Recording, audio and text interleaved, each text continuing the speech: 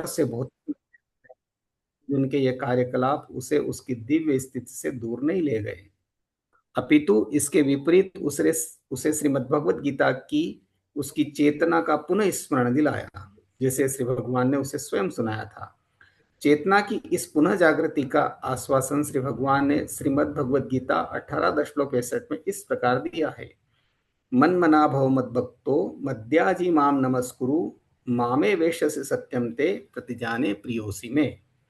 मनुष्य को चाहिए कि वह निरंतर श्री भगवान का चिंतन करे, मन से उन्हें भूले नहीं। मनुष्य को भगवत भक्त बनकर उनको नमस्कार करना चाहिए। जो इस प्रकार रहता है उसे श्री भगवान के चरण कमलों में शरण प्राप्त होने पर श्री भगवान का आशीष प्राप्त होता है। इस चिरंतन सत्य के विषय में कोई संदेह नहीं किया जा सकता। चूंकि अर्जुन उनका विश्वास पात्र तथा मित्र था, अतएव उससे यह रहस्य प्रकट किया गया। अर्जुन को अपने संबंधियों से युद्ध करने की इच्छा नहीं थी, लेकिन उसने श्री भगवान के ध्येय के कारण युद्ध किया। वह सदा उनके ध्येय की ही पूर्ति में लगा रहा। अतएव श्री भगवान के प्रयाण के पश्चात वह उसी दिव्य स्थिति में रहा। यद्यपि ऐसा लग रहा था कि वह श्रीमद् भगवद गीता के समस्त उपदेशों को भूल गया है। अतएव मनुष्य को चाहिए कि वह अपने जीवन के कार्यकलापों व श्री भगवान के ध्येय में तालमेल पैदा करे। ऐसा करने से उसका भगवत धाम लौटना निश्चित है। यही जीवन की सर्वोच्च सिद्धि है। हरे कृष्ण। हरे कृष्ण। तो कल हमने देखा था कि किस प्रकार से अर्जुन एक बार ऐसा लगा कि बहुत दुखी हो गए, बहुत भ्रमित हो गए हैं भगवान के जाने के बाद। लेकिन फिर से जब वो भगवत गीता का स्मरण करते हैं इस प्रकार से, तो पुनः अपनी स्मृति में आ जाते हैं, अपनी स्वाभाविक स्थिति में आ जाते हैं और किस प्रकार से संभाव हो जाते हैं, जो कि सामान्यतः होना बहुत मुश्किल है। बोलना आसान है, प्रवचन करना भी आसान है इस प्रकार से। तो पिछले श्लोक में भी यही बताया कि किस प्रकार से अर्जुन द्वारा भगवान श्री कृष्ण के चरण कमलों का निरंतर स्मरण किए जाने से उसकी भक्ति तेजी से बढ़ गई।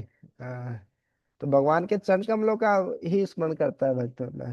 सीधे मुख कमल का सीधे नहीं करता है, पहले चरण कमलों से स्टार्ट करते हैं, भगवान का दर्शन करते हैं भी है। तो भक्त भगवान के चरण कमलों की जो धूल है वो उसका एक कण बनना चाहता है क्योंकि भगवान के चरण कमल मतलब सब कुछ, सारे इतना रस, इतना मधुपान करते हैं भक्त लोग भगवान के चरण कमलों में ही कि ऊपर जाने की इच्छा ही नहीं होती। चरण कमलों में ही तो सब कुछ इस प्रकार से। तो भगवान के चरण कमलों का निरंतर स्मरण करने से भक्ति बहुत तेजी से बढ़ गई।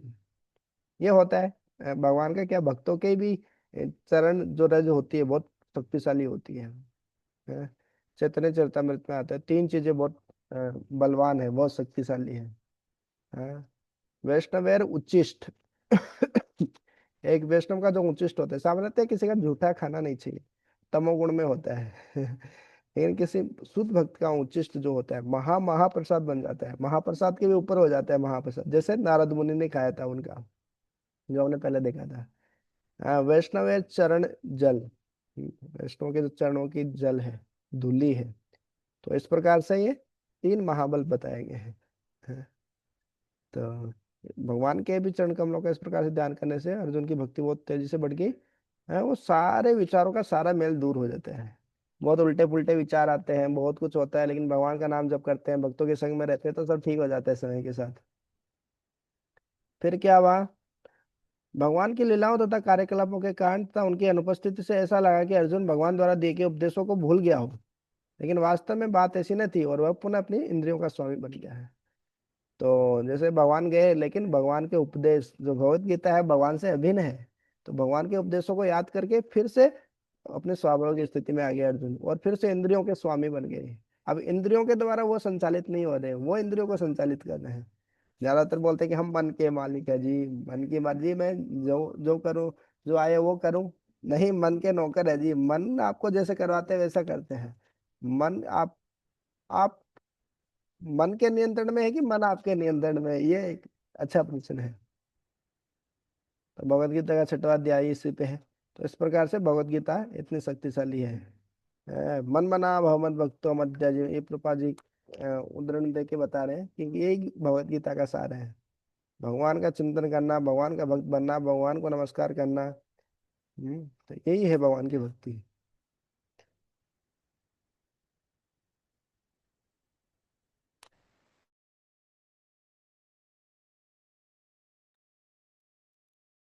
विशोको ब्रह्म संपत्त्या सच्छिन्न द्वैत संशयः लीन प्रकृति निर्गुण्याद लिंगत्वाद संभवः। आध्यात्मिक संपत्ति से युक्त होने के कारण उसके द्वैत के संशय पूर्ण रूप से छिन्न हो गए। इस तरह वो भौतिक प्रकृति के तीनों गुणों के से मुक्त होकर अध्यात्म में स्थित हो गया। अब जन्म तथा मृत्यु के पास में उसके फंसने की कोई आशंका न थी, क्योंकि वह भौतिक रूप से मुक्त हो चुका था। तात्पर्य, द्वैत के संशय देहात्म बुद्धि की गलत धारणा से प्रारंभ होते हैं, क्योंकि अल्पज्ञ लोग शरीर को ही आत्मा मान लेते हैं। हमारी अज्ञानता का सबसे मूर्खतापूर्ण अंश यह है कि हम इस भौतिक शरीर को ही आत्मा के रूप में पहचानने लगते हैं। अज्ञानवश शरीर के संबंध प्रत्येक वस्तु को अपनी निजी मान लिया जाता है।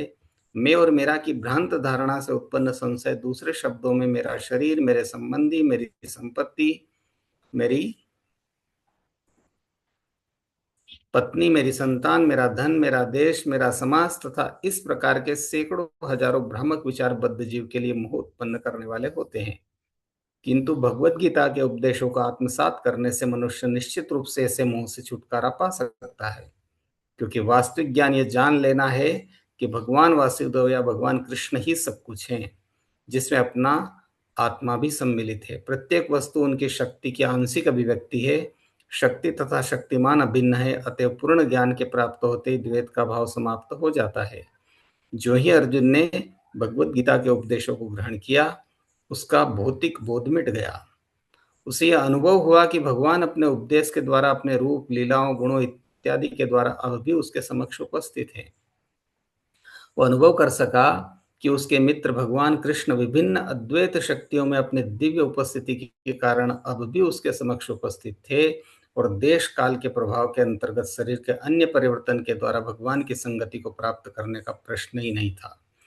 परम ज्ञान प्राप्त करके मनुष्य इसी जीवन में भी भगवान की निरंतर संगति में रह सकता है। यदि वह केवल परमेश्वर का श्रवण, कीर्तन, चिंतन तथा पूजन करे, इसी जीवन में मनुष्य उन्हें देख सकता है, उनकी उपस्थिति का अनुभव कर सकता है। यदि वह केवल भक्ति योग द्वारा, जो कि उनका श्रवण करने से प्रारंभ होता है, अद्वैत ज्ञान भगवान को जान ले। भगवान चैतन्य कहते हैं कि केवल भगवान नाम कीर्तन से ही शुद्ध चेतना के दर्पण की धूल को हटाया जा सकता है, और इस धूल के हटते ही मनुष्य तत्काल समस्त भौतिक बंधनों से छूट जाता है। भौतिक बंधनों से मुक्त होने का अर्थ है आत्मा को मुक्त करना। अतएव जो ही मनुष्य परम ज्ञान में स्थित होता है, त्यों ही उसकी देहात्म बुद्धि दूर हो जाती है, या वह जीवन के मिथ्या बोध से उबर जाता है। इस प्रकार आध्यात्मिक अनुभूति में शुद्ध आत्मा का कार्य फिर से चालू हो जाता है। जीव की यह व्यावहारिक अनुभूति प्रकृति के तीनों गुणों, सतो, रजो तथा तमो गुणों से उसके मुक्त होने पर संभव हो पाती है। भगवत कृपा से शुद्ध भक्त तुरंत भगवत धाम को चला जाता है, और भक्त की पुनः बद्ध जीवन में फंसने की कोई संभावना नहीं रह जाती। जब तक मनुष्य में प्रामाणिक शास्त्रों द्वारा नियत की गई भक्तिमय सेवा के द्वारा आवश्यक आध्यात्मिक दृष्टि प्राप्त नहीं हो जाती, तब तक उसे भगवान की उपस्थिति का अनुभव नहीं हो पाता। अर्जुन को यह अवस्था कुरुक्षेत्र के युद्ध स्थल में बहुत ही पहले प्राप्त हो चुकी थी। अतएव जो ही उसे भगवान की अनुपस्थिति का अनुभव हुआ, कि तुरंत ही उसने भगवत गीता के उपदेशों का आश्रय लिया, कि और इस तरह वह अपनी मूल स्थिति को फिर से प्राप्त हो सका। यह विशोकी की अवस्था, अर्थात समस्त शोक तथा चिंता से मुक्त होने की अवस्था है। हरे कृष्ण। हरे। तो प्रभुपाद जी को जब भी मौका मिलता है पूरी जानकारी बता देते हैं, करना क्या है, हमारी स्थिति क्या है, भगवत धाम कैसे जा पाएंगे, उसके लिए क्या प्रोसेस है। तो ये शिला Prabhupada, this is the beauty of शिला प्रभुपाद प्रॉपर्ट, मतलब बोलते हैं कि प्रभुपाद जी की किताबों की ये विशेषता है कि भगवत गीता भागवतम में कोई भी पन्ना उठा के पढ़ेगा, कोई भी पेज उठा के कोई भी श्लोक पढ़ेगा, तो उसमें ये प्रभुपाद जी बता ही देते हैं कि मतलब कलयुग का युग धर्म क्या है, क्या करना है आपको, क्या करने से भगवत चले जाएंगे, क्या करने से बद रहेंगे।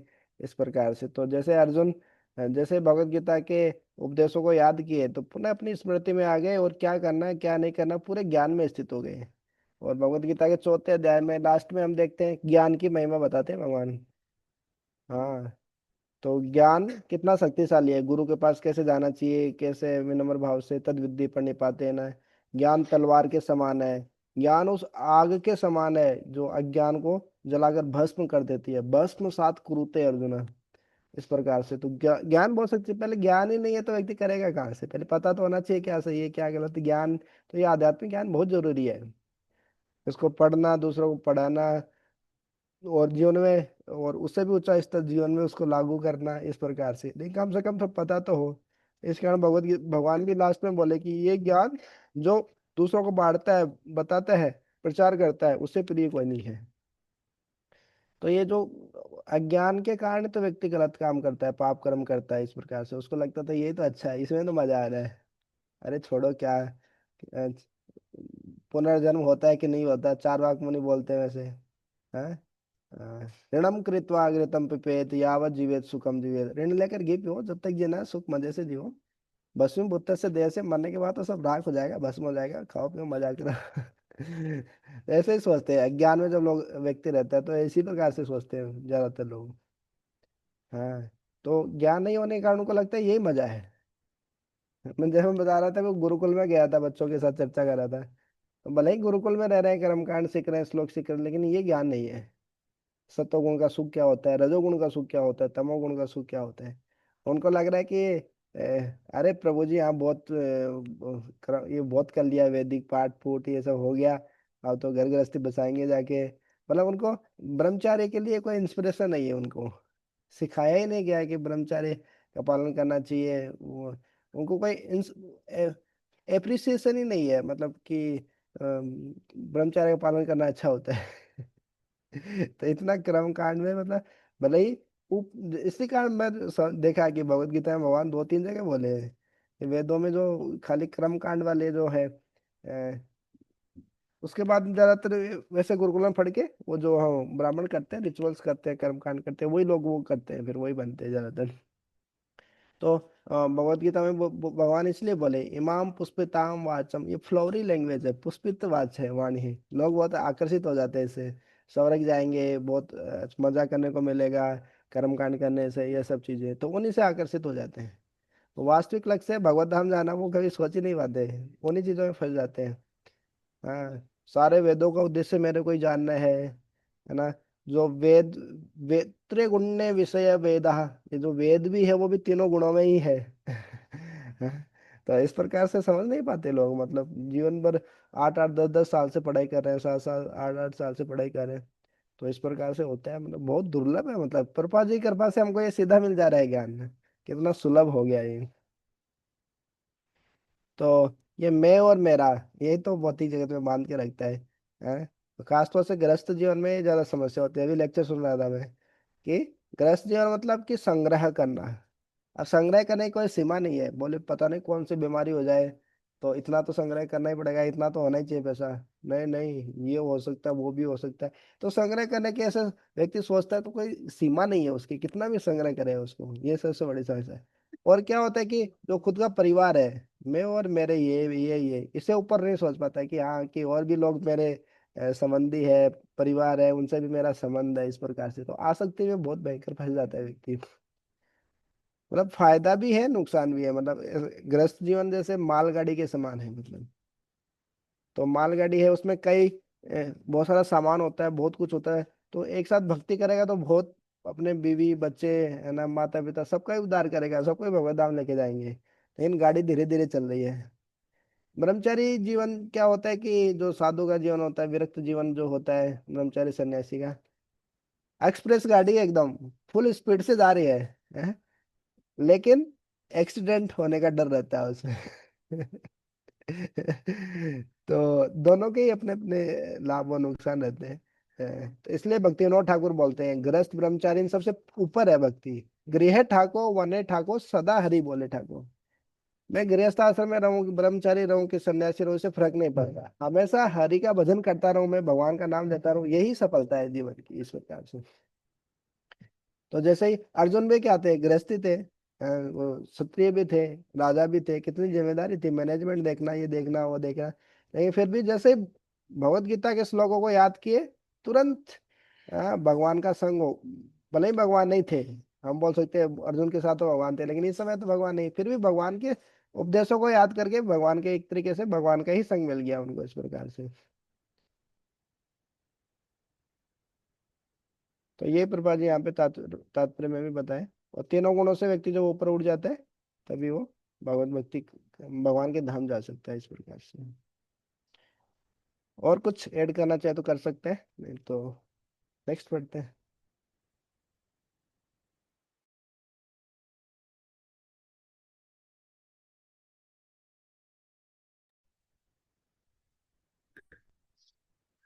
निशम्य भगवन्मार्गं संस्थां यदुकुलस्य च स्वपथाय मतिं चक्रे निवृत्तात्मा युधिष्ठिर। भगवान कृष्ण के स्वधाम गमन को सुनकर तथा यदुवंशी के पृथ्वी के अस्तित्व का अंत समझकर महाराज युधिष्ठिर ने भगवत धाम जाने का निश्चय किया।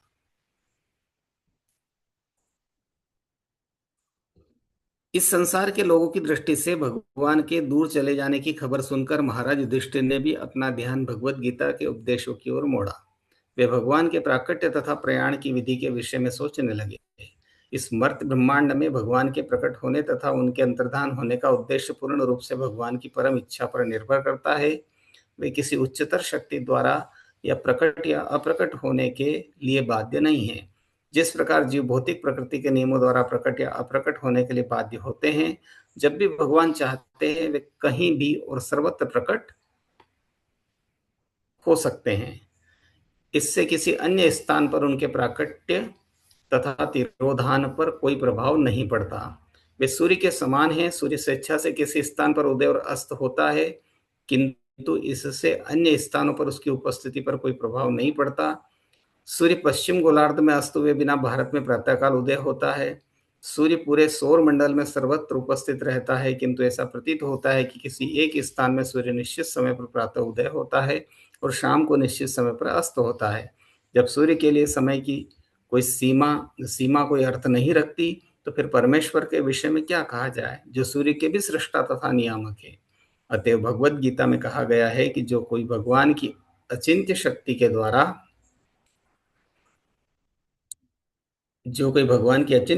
द्वारा उनके दिव्य प्राकट्य तथा तिरोधान को वास्तव में समझ लेता है, वह जन्म मृत्यु के चक्र से मुक्त हो जाता है और चिन्मय आकाश में स्थित हो जाता है।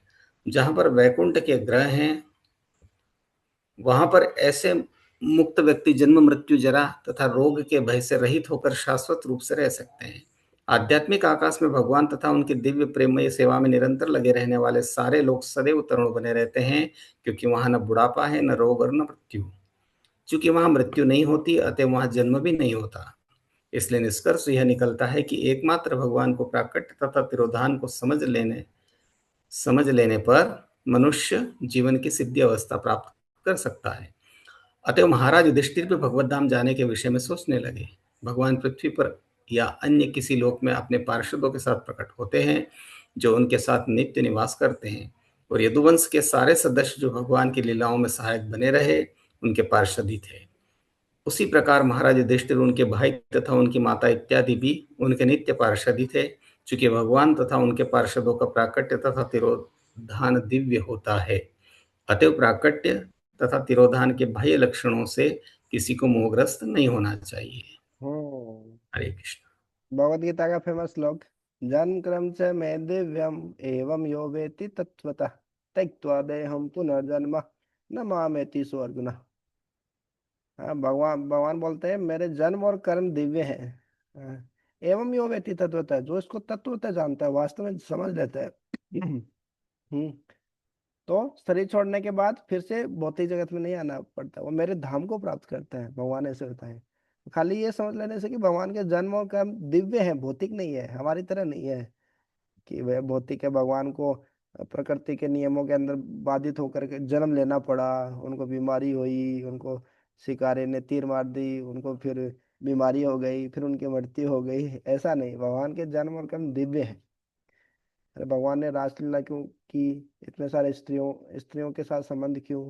अरे भगवान के जन्म क्रम दिव्य है, भौतिक थोड़ी है, हमारी तरह थोड़ी है। हमारे अंदर अनर्थ भरे पड़े हैं, और भगवान को याद करने से अनर्थ खत्म हो जाते हैं।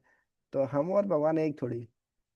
तो इस प्रकार से जब समझते हैं भगवान के जन्म और कर्म सब दिव्य है, भगवान की सारी लीलाएं दिव्य है, भगवान की लीलाओं का स्मरण करने से ही हृदय में जो जो काम क्रोध लोभ जो अनर्थ है उनसे जो हमारा हृदय जल रहा है वो शांत हो जाता है। तो भगवान में कैसे हो सकता है ये सब?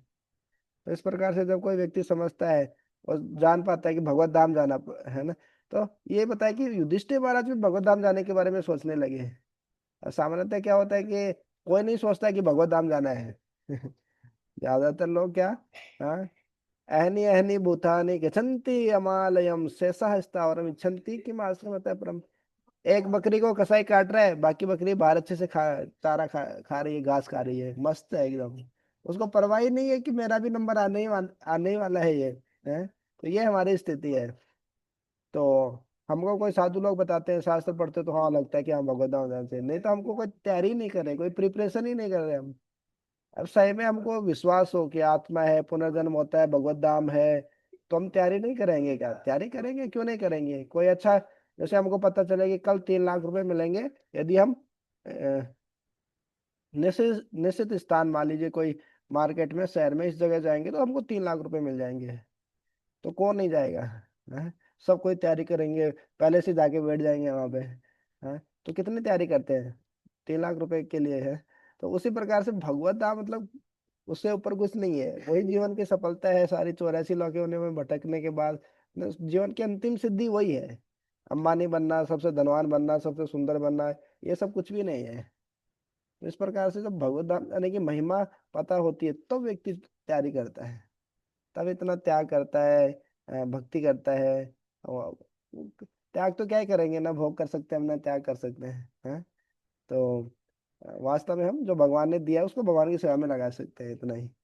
तो यही तो जीवन की सफलता है, ये तो जीवन की सार्थकता है। तो ये पढ़ने से बार बार ये चीजें प्रभुपाद जी बार बार बताते हैं, तो बार बार बताने से माइंड में फिट हो जाती है। क्या अच्छी चीजें बोलते हैं, अच्छी पुस्तक अच्छे लोग इस प्रकार से एक बार में समझ में नहीं आते हैं, बार बार पढ़ना पड़ता है, बार बार। हाँ, तो ये शास्त्रों में बार लिखा है बस।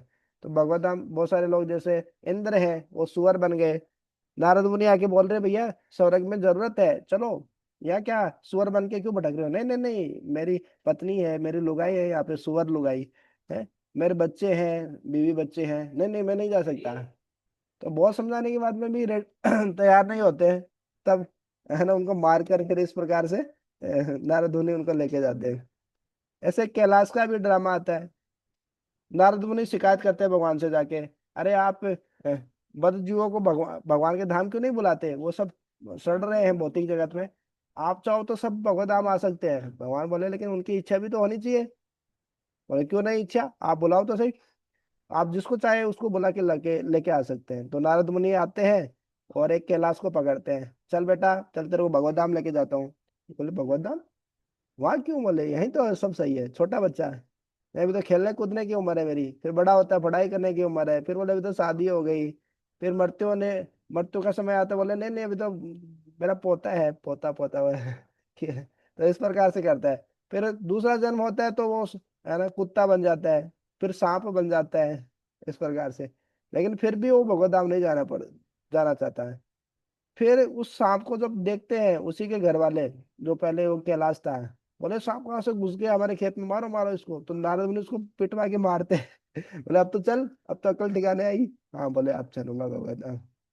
तो क्या हम भगवत धाम भी नहीं जाना चाहते? मतलब इतनी अज्ञानता में है इस प्रकार से। तो इस प्रकार से युधिष्ठिर महाराज भगवत धाम जाने की तैयारी की है। तो ये पहले होता था, सब लोग ही मतलब वानप्रस्थ आश्रम में जाते थे, भगवत धाम जाने की तैयारी करते थे, इस प्रकार से होता था। हाँ, तो यहाँ से हमें प्रेरणा ले सकते हैं, कुछ तैयारी हम भी कर सकते हैं, हम कर ही रहे हैं, भागवतम में डेली आ रहे हैं, नाम जप कर रहे हैं, इस प्रकार से। ठीक है, तो आज ये समाप्त करते हैं। कल फिर आगे करेंगे कंटिन्यू, दूसरी क्लास है अभी। जय ग्रंथराज श्रीमद् भागवतम की जय, अनंत कोटि वैष्णव वृंद की जय, निताई गौर प्रेमानंद।